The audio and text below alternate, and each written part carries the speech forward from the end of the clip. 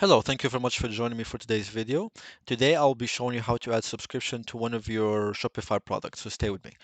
Okay, obviously the first thing we have to do is we have to download this app. It's called Order Groove Subscription. This is going to allow you to add the subscription to a product in Shopify.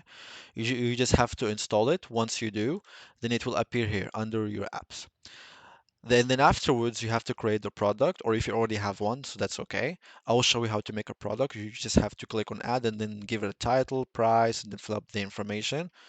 Once you finish, save, and then that's it. You have the product. And then you will go under apps and then click on the one that we installed, Order Groove. Click on it, and then you can choose the product that you want to add subscription to it. You just click on the product and then that's it. Whenever someone goes to the product, they will also have the option to subscribe to it. And then that's it. Thank you very much and have a great day.